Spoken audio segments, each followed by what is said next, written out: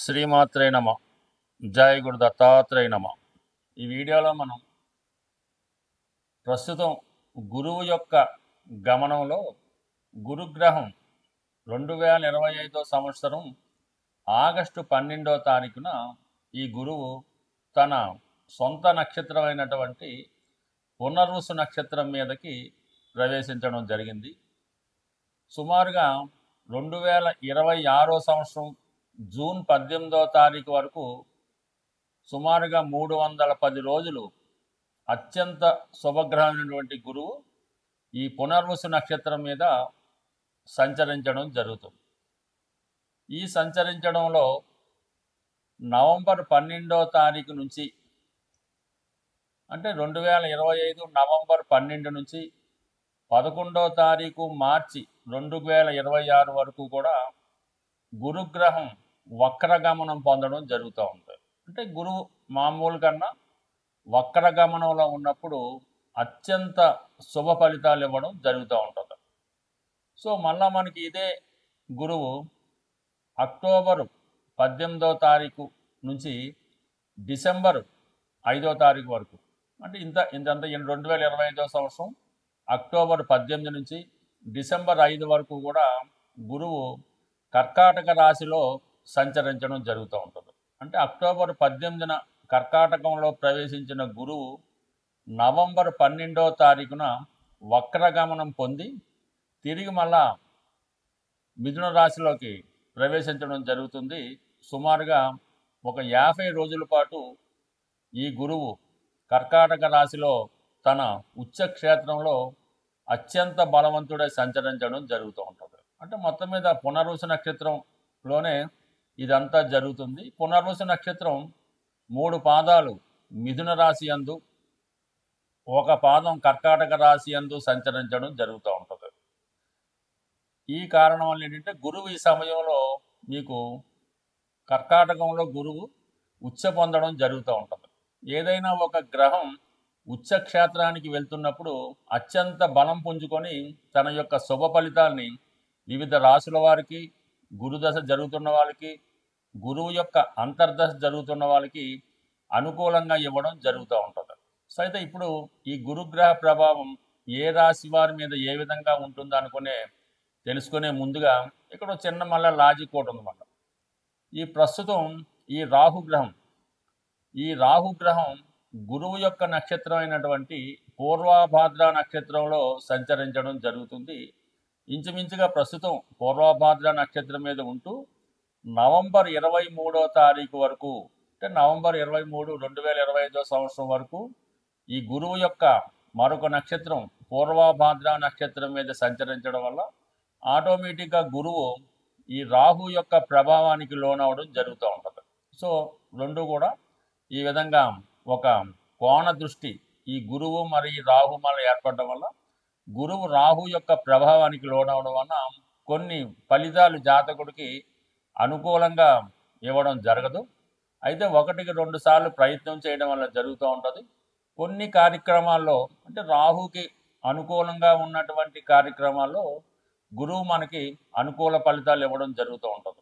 ఏదైనా గురువు ఒక భావంలో ఉన్న ఒక స్థానంలో ఉన్న ఆ భావాన్ని ఎక్స్పాండ్ చేయడం జరుగుతూ ఉంటుంది.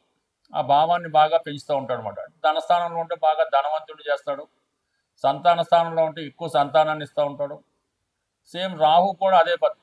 రాహు కూడా ఏ భావంలో ఉన్నా ఆ భావాన్ని తన యొక్క పద్ధతిలో అంటే తనదైన మార్పు సృష్టించే విధంగా పెంచుతూ ఉంటాడు. ఏదైనా ఒక అనెతికల్ ఉందనుకోండి, ఏదైనా ఒక అనెతికల్ అంటే మామూలుగా ఏదంటే ఒక చెడ్డ అలవాట్లు ఉంటే దాన్ని బాగా పెంచుతూ ఉంటాడు. ఒక వ్యభిచారం అవ్వచ్చు, ఒక స్మగ్లింగ్ అవ్వచ్చు, ఇవన్నీ కూడా రాహు యొక్క లక్షణాలు. రాహు ఏదైనా ఒక విషయాన్ని విపరీతంగా పెంచి మళ్ళీ సడన్గా దానివల్ల డౌన్ఫాల్ ఇస్తూ ఉంటాడు. సో ఇప్పుడు ఈ రాహు మనకి నవంబర్ 12 వరకు, రాహు నవంబర్ 23 వరకు మనకి ఈ పూర్వభాద్ర నక్షత్రంలో సంచరించడం వల్ల గురువు అప్పటి వరకు కొన్ని మిశ్రమ ఫలితాలు ఇస్తూ దాని తర్వాత నుంచి నవంబర్ 23 నుంచి ఇంచుమించుగా మనకి జూన్ 2018 వరకు జాతకుడికి శుభ ఫలితాలు ఇవ్వడం జరుగుతూ ఉంటుంది. అందువల్ల ఏంటంటే ఏ రాశి వారికి ఏ విధమైనటువంటి ఫలితం రావడం జరుగుతుంటుందని తెలుసుకునే ప్రయత్నంలో గురువు యొక్క కారకత్వాలు అంటే గురువు శుభగ్రహం, అటు ధనకారకుడు అంటే రెండో స్థానానికి కుటుంబానికి, పంచమ స్థానం సంతానానికి, జాతకుల్లో ఉన్నటువంటి తెలివితేటలకి, ఉన్నత విద్యకి, పూర్వపుణ్యానికి కారణమవుతుంటాడు. 11వ భావానికి అంటే ధన లాభానికి కారణమవుతుంటాడు. సో ఈ విధంగా గురువు తన కారకత్వాల ద్వారా, తన ఉన్న స్థానాల ద్వారా జాతకుడికి శుభ ఫలితాలు ఇచ్చే ప్రయత్నం జరుగుతూ ఉంటుంది. సో ఏదైనా ఒకే నక్షత్రంలో అంటే గురువు యొక్క నక్షత్రం ఏంటంటే పునర్వసులో ఈ 310 రోజులు అతి రేరుగా సంచరించడం జరుగుతూ ఉంటుంది. అంటే ఏదన్నా పునర్వసు నక్షత్రం అంటే చాలా బలమైన నక్షత్రం అన్నమాట. అంటే ఏదైనా ఒక ప్రాంతం కానీ, ఒక వ్యక్తి కానీ, ఒక వంశం కానీ ఏదైనా దారి తప్పుతున్నప్పుడు, అక్రమ మార్గాల్లో వెళ్తున్నప్పుడు, తన యొక్క ఉనికిని కోల్పోతున్నప్పుడు ఈ పునర్వసు నక్షత్రంలో ఆ కుటుంబంలోనూ ఆ ప్రాంతంలోనూ ఎవరో ఒకరు జన్మించి దాన్ని అంతా కూడా మళ్ళా తిరిగి కొత్తగా సామ్రాజ్యాన్ని స్థాపించడం, సస్యశ్యామలం చేయడం, అంతరించిపోతున్నటువంటి ఆ వంశ గౌరవాన్ని తిరిగి నిలబెట్టడానికి ఈ పునర్వసు నక్షత్రం కారణమవుతుంటుంది. అంటే పునర్వసు నక్షత్రం అన్నది ఏంటంటే తిరిగి సాధించడం అన్నమాట. అంటే పోగొట్టుకున్నటువంటి ప్రతిభని సాధించుకోవడం జరుగుతూ ఉంటుంది. ఇప్పుడు ఎవరికైతే ఈ గురుగ్రహం అనుకూలంగా ఉంటుందో వాళ్ళు గతంలో ఏవైతే పోగొట్టుకున్నారో, దేనికోసం అయితే ప్రయత్నం చేస్తున్నారో అవన్నీ కూడా ఈ గురువు మనకి ఈ పునర్వసు నక్షత్రం మీద సంచరిస్తున్నటువంటి టైంలో ఎవరికి ఏ విధంగా లాభం పొందుతున్నది కొద్దిగా రాశుల వారిగా తెలుసుకునే ప్రయత్నం చేద్దాం. సో ఏదైనా ఈ డేట్లు ఇవన్నీ కూడా 1-2 సార్లు మీరు విని జాగ్రత్తగా గమనిస్తే అటు జ్యోతిష విద్యార్థులకి, జ్యోతిషంలో కొత్తగా ప్రవేశిస్తున్న వారికి, అలాగే మంచి ప్రయత్నాలు చేద్దామని ఎదురు చూస్తున్న వాళ్ళకి కూడా ఈ యొక్క వీడియో మీకు బాగా ఉపయోగపడుతుందని ఆశిస్తూ కొద్దిగా డీటెయిల్గా, కొద్దిగా పెద్ద వీడియో అయినా డీటెయిల్గా చెప్పడం జరిగింది.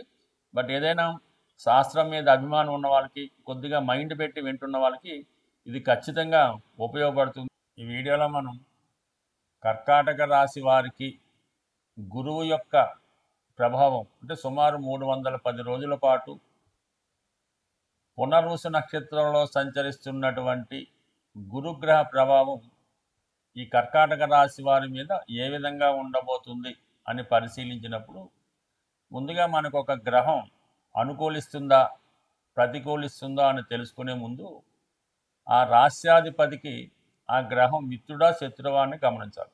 మిత్రగ్రహం అయితే 100% శుభ ఫలితాలు ఇవ్వడం జరుగుతూ ఉంటుంది. మరి రాశ్యాధిపతి చంద్రుడికి గురువు అత్యంత మిత్రగ్రహం. అలాగే ఇదే రాశిలో గురువు ఉచ్చ పొందడం వల్ల మరి మిథున రాశి వారికి గురువు మరి ఎంత తొందరగా కర్కాటక రాశిలో ప్రవేశిస్తే అంత తొందరగా వీడి యొక్క అభివృద్ధి కలుగుతుంది. అయితే ప్రస్తుతం ఈ గురువు 12వ స్థానంలో సంచరిస్తూ తన సొంత నక్షత్రం అయినటువంటి పునర్వసు నక్షత్రం మీద ప్రవేశించడంతో గురువు సంపూర్ణంగా తన యొక్క ఫలితాలు మాత్రమే ఇవ్వడానికి సిద్ధంగా ఉంటాడన్నమాట. అంటే గురువు ఏ నక్షత్రం మీద ఉంటే ఆ నక్షత్రాది ఫలితాలు ఇవ్వాల్సి ఉంటుంది. పునర్వసు మీద ఉన్నప్పుడు తన సంపూర్ణ స్వాతంత్రంతో, పూర్తి స్వేచ్ఛతో తన ఫలితాలు ఇవ్వడం జరుగుతూ ఉంటుంది. అంటే ఏ ఫలితాలు ఇస్తాడు గురువు? ఏ భావానికి కారకుడు? 6వ భావానికి, 9వ భావానికి ఈ ఫలితాలు ఇస్తాడు. ఏ భావంలో ఉన్నాడు? 12లో ఉన్నాడు. ఏ భావాన్ని చూస్తున్నాడు? 4, 8 భావాలను చూస్తున్నాడు. టోటల్గా ఇవన్నీ కూడా మీకు శుభ ఫలితాలు ఇవ్వడానికి సిద్ధంగా ఉండడం జరుగుతూ ఉంటుంది. ఎస్పెషల్లీ 12వ స్థానం అంటే ఖర్చులు ఎక్కువ. అంటే గురువు 12వ స్థానానికి వస్తే గురువు కారకత్వాలైనటువంటి పిల్లల కొరకు ఖర్చు పెట్టడం జరుగుతూ ఉంటుంది. వారిని విదేశం అన్నా పంపచ్చు, వారికి వివాహం అన్నా చేయొచ్చు, వారి కోసం ఒక ఇల్లు కట్టచ్చు, ఎందుకంటే ఏదో ఒక బర్త్డేయో ఏదో శుభకార్యం పిల్లల కొరకు జరుగుతూ ఉంటుంది. దాని తర్వాత వ్యక్తిగతంగా మీకు ఆగిపోయినటువంటి పనులు ఏవైనా ఉంటే, ఏదైనా చదువు మధ్యలో ఆగింది, తిరిగి కంప్లీట్ చేయొచ్చు. సంతానం కొరకు ప్రయత్నం చేస్తున్నారు, మళ్ళీ తిరిగి ప్రయత్నం చేయడం వల్ల సంతానం కలుగుతుంది. కంపల్సరీగా గురువు 12లో ఉన్నప్పుడు ఎవరో ఒకరు అంటే మీ కుటుంబ సభ్యులు పెరుగుతుంది అన్నమాట. మీకన్నా పెళ్ళి అవుతుంది, మీ సంతానానికన్నా పెళ్ళి అవుతుంది, మీకు సంతానం కలుగుతారు. మొత్తం మీద కుటుంబ సభ్యుల సంఖ్య పెరుగుతుంది. 4వ స్థానాన్ని చూస్తుంటాడు 12 నుంచి. గృహ కొనే ప్రయత్నాలు నెరవేరుతాయి. గృహానికి అవసరమైనటువంటి ఆర్టికల్ సమకూర్చుకుంటారు, వాహనాన్ని సమకూర్చుకుంటారు, ఇంట్లో శుభ్రంగా నీట్గా తయారు చేసి పెయింటింగ్ వేసి ఇల్లుని కొత్తగా తయారు చేసుకుంటారు. ఎక్కువగా పూజా కార్యక్రమాల్లో పాల్గొనడం జరుగుతూ ఉంటుంది. ఇంట్లో ఏదో శుభకార్యం జరిగినట్టు చాలా సందడిగా ఉండడం జరుగుతూ ఉంటుంది. అలాగే 8వ భావాన్ని చూస్తుంటాడు. 8వ భావం అనేది ఆకస్మిక సంఘటనలు. అంటే మీరు ఏదన్నా వ్యాపారం కోసం చేస్తుంటే, వ్యాపారం పెట్టాలనుకుంటే బ్రహ్మాండంగా పెట్టొచ్చు. దానికి కావలసినటువంటి నగదు, డబ్బు బ్యాంకు ద్వారా లభిస్తూ ఉంటుంది. ఏదైనా మనకి ఒక వ్యక్తి వ్యాపారంలో అభివృద్ధి చెందాలంటే అష్టమ భావం శుభంగా ఉండాలి. అష్టమంలో శుభగ్రహాలు ఉంటే జాతకుడు వ్యాపారంలో బాగా రాణించగలుగుతుంటాడు. ఫైనాన్స్గా చాలా ఇంప్రూవ్మెంట్ రావడం జరుగుతూ ఉంటుంది. అందుకని ఇప్పుడు ఏదైనా మీరు కొత్తగా వ్యాపారాన్ని ప్రారంభిస్తే 100% ప్రారంభించుకోవచ్చు. దానికి తగ్గ రుణం కూడా దొరుకుతుంది. అలాగే 6వ భావం ఫలితాలు, గురువు 6వ భావానికి అధిపతి కాబట్టి శత్రు రోగ రుణాల నుంచి బయటపడతారు. 9వ భావం అదృష్టం. అంటే 9వ భావం గురువు చూసిన పుణ్య కార్యక్రమాలు ఫలిస్తాయి. మీరు చేసిన పుణ్యానికి తగిన ప్రతిఫలం ఈ సమయంలో పొందడం జరుగుతూ ఉంటుంది. సో దీని అన్నిటికన్నా ఈ రాశి వారికి ఈ ఎపిసోడ్లో మనం చెప్తున్నటువంటి దీంట్లో అక్టోబర్ 18 నుంచి డిసెంబర్ 5వ తారీఖు మధ్యలో ఈ గురువు కర్కాటక రాశిలోకి తన ఉచ్చక్షేత్రంలోకి ప్రవేశిస్తున్నాడు. ఇది ఈ కర్కాటక రాశి వారికి చాలా శుభదన్నమాట. ఒక 12 సంవత్సరాల తర్వాత మళ్ళా మీకు గురువు ఇదే రాశిలోకి మళ్ళీ ఈ సమయంలో ఉండి మళ్ళీ వక్రగమనంలో బ్యాక్ వెళ్ళడం జరుగుతుంది. మళ్ళీ తర్వాత మించుమించుగా మళ్ళీ రావడం జరుగుతుంది. అది ఎపిసోడ్ తర్వాత చెప్పుకుందాం. అయితే ఈ కర్కాటక రాశి వారికి అక్టోబర్ 18 నుంచి డిసెంబర్ 5వ తారీఖు అన్నది ఒక గోల్డెన్ పీరియడ్ అన్నమాట. ఈ సమయంలో మిమ్మల్ని మీరు సంస్కరించుకుంటూ మీరు ఏ రంగంలో అయితే ఉన్నారో ఆ రంగంలో ఉన్నత స్థాయికి వెళ్ళడానికి జరుగుతూ ఉంటుంది. అలాగే చిన్న చిన్న బలహీనతల నుంచి బయటపడతారు. ఆరోగ్యపరంగా చాలా అనుకూలంగా ఉంటుంది. మీలో ఒక ఆకర్షణ పెరుగుతుంది. మీలో ఒక కాన్ఫిడెన్స్ పెరుగుతుంది. ఎవరి సహాయ సహకారాలు లేకుండానే స్వతంత్రంగా మీ యొక్క పనులు మీరు కంప్లీట్గా పూర్తి చేసుకోవడం జరుగుతూ ఉంటుంది. సో ఏదైనా దైవభక్తి పెరుగుతుంది. ఇది విద్యార్థుల్లో చాలా వరకు మంచి ఫలితాలు ఇవ్వడం జరుగుతుంటుంది కాబట్టి. బట్ ఏదైనా ఈ కర్కాటక రాశి వారికి ఈ రాబోయే ఈ 310 రోజులు ఆగస్టు 12 నుంచి జూన్ 18 అంటే 2026 సంవత్సరం వరకు ఈ 310 రోజులు చాలా లాంగ్ టర్మ్ ఒకే నక్షత్రం మీద సంచరించడం అన్నది ఇది కర్కాటక రాశి వారికి ప్రతి యాంగిల్లో కూడా అనుకూలత ఏర్పడుతుంది. మోక్షాన్ని కోరే వారికి మోక్షం రావడం జరుగుతూ ఉంటుంది. అలాగే సౌభాగ్యాన్ని ఐశ్వర్యాన్ని కోరుకున్న వాళ్ళకు, సంతోషాన్ని కోరుకున్న వాళ్ళకు అంటే ఏముంది, మోక్ష త్రికోణం యాక్టివేట్ అవుతుంది చక్కగా. దాని తర్వాత ఈ 50 రోజుల్లో అంటే అక్టోబర్ 18, 25 మధ్యలో జన్మస్థానాలు అంటే ధర్మ త్రికోణం యాక్టివేట్ అవుతుంది. ధర్మ త్రికోణం యాక్టివేట్ అయితే పుణ్య కార్యక్రమాలు ఇవన్నీ మీకు రావడం జరుగుతుంటుంది. బట్ ఏదైనా మన కర్కాటక రాశి వారికి వారి యొక్క జీవన విధానాన్ని సంపూర్ణంగా ఈ 310 రోజుల్లో మారడం జరుగుతుంటుంది. జీవితంలో అత్యంత ముఖ్యమైనటువంటి శుభ సంఘటనలు ఈ సమయంలో మీకు జరిగే అవకాశం ఉంది. గురుగ్రహ అనుగ్రహం సంపాదించాలంటే మరి సాధారణంగా ఈ రాబోయే ఆశ్వీజ మాసం, ఈ కార్తీక మాసం, కొన్ని పండగలు వస్తుంటాయి కదా. కార్తీక మాసంలో ఎస్పెషల్లీ మీరు ఏదైనా ఒక శివమాల ధరించిన, వెంకటేశ్వర స్వామికి సంబంధించినటువంటి మాల ధరించిన, లేదంటే రేపు దసరాలో అమ్మవారికి సంబంధించిన సంకల్పం తీసుకొని మాల ధరించిన, లేదు అయ్యప్ప స్వామి దీక్ష తీసుకున్న, ఏదో ఒక దీక్ష మీరు అది 40 రోజులు, అర్ధమండలం, 8 రోజులు మీ యొక్క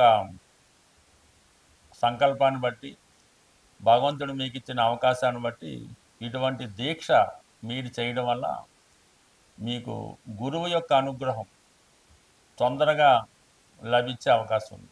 సాధారణంగా గురువు అటు మీ యొక్క కులగురువుని కానీ, ప్రస్తుతం మనకు ఉన్నటువంటి దత్తాత్రేయుడు, రాఘవేంద్ర స్వామి, సాయిబాబా వారు అంటే ఎవరి నమ్మకం వాళ్ళది ఆ గురువుని సేవించడం, లేదు తల్లిదండ్రులను సేవించడం, విద్య నేర్పిన గురువుని సేవించడం, దానివల్ల మీకు గురువు యొక్క అనుగ్రహం లభిస్తుంది. చాలా సింపుల్గా ఒక మంచి పసుపు కొమ్ము తీసుకొని అది మీరు వ్యాపారస్తులైతే మీరు క్యాష్ బాక్స్లో పెట్టుకోండి, అలాగే ఒక పసుపు కొమ్ము మీ పాకెట్లో పెట్టుకోండి, లేదంటే అది దండకి కట్టుకోవడం వల్ల కూడా అంటే పశువు కొమ్ము మీ దగ్గర ఉండడం వల్ల గురుగ్రహ అనుగ్రహం లభిస్తుంది. అదే గురువారం రోజు దైవాన్ని పూజించడం అంటే గురువారానికి గురువు అధిపతి అవుతుంటాడు.